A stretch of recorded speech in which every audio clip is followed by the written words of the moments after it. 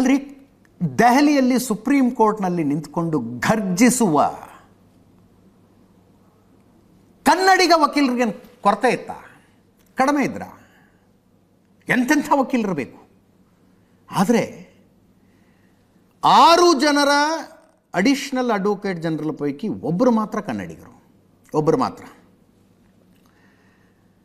3 ಜನರ advocate on record ಪೈಕಿ ಕೂಡ ಒಬ್ಬರೇ ಕನ್ನಡಿಗರು.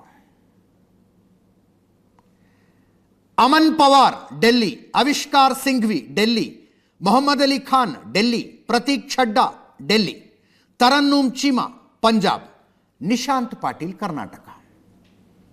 ಆಯಿತು, ಇವರ ಕಾರ್ಯಕ್ಷಮತೆಯನ್ನು ಮೆಚ್ಚಿಕೊಂಡು ಕರ್ನಾಟಕದ ಪರವಾಗಿ ನೀವು ವಾದ ಮಾಡಿ ಅಂತ ನೇಮಿಸಲಾಯ್ತಾ? ಎಲ್ರಿಗೂ ಒಂದಲ್ಲ ಒಂದು ರೀತಿಯಲ್ಲಿ ಕನೆಕ್ಷನ್ಸ್ ನೋಡಿ ನೀವು. ಅಮನ್ ಪವಾರ್ ಆಲ್ ಇಂಡಿಯಾ ಕಾಂಗ್ರೆಸ್ನ ಲೀಗಲ್ ಸೆಲ್ನ ವಕೀಲರು ಅಮನ್ ಪವಾರ್. ಮೊಹಮ್ಮದ್ ಅಲಿ ಖಾನ್ ಇವರು ಕೂಡ AICC ಲೀಗಲ್ ಸೆಲ್ನ ವಕೀಲರು. ಆವಿಷ್ಕಾರ್ ಸಿಂಘ್ವಿ ಅಭಿಷೇಕ್ ಮನು ಸಿಂಘ್ವಿ ಮಗ.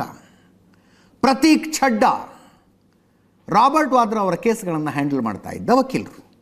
ತರನ್ನೂಮ್ ಚೀಮಾ ಒನ್ಸ್ ಅಗೇನ್ ಕಾಂಗ್ರೆಸ್ಗೆ ಸಂಬಂಧಪಟ್ಟಂಥ ವಕೀಲರು. Advocates on record VN Raghupati ಕಳೆದ 16 ವರ್ಷಗಳಿಂದ ಕರ್ನಾಟಕದ ಮ್ಯಾಟರ್ಗಳನ್ನು ಹ್ಯಾಂಡಲ್ ಮಾಡ್ತಾ ಇದ್ರು. ಸುಪ್ರೀಂ ಕೋರ್ಟ್ನಲ್ಲಿ ಅವರನ್ನು ಬದಲಿಸಲಾಗಿದೆ. ಅವರ ಬದಲು Sanchit Garg, once again north Indian Sanchit ಗಾರ್ಗ್ರನ್ನು ತರಲಾಗಿದೆ. ಕನ್ನಡಿಗರ ಪೈಕಿ ಚಿದಾನಂದ್ ಅಂತ ಅನ್ನುವಂಥವ್ರು ಒಬ್ಬರಿದ್ದಾರೆ. ನವೀನ್ ಶರ್ಮಾ ಅನ್ನುವ ಇನ್ನೊಬ್ಬ ಉತ್ತರ ಭಾರತೀಯ.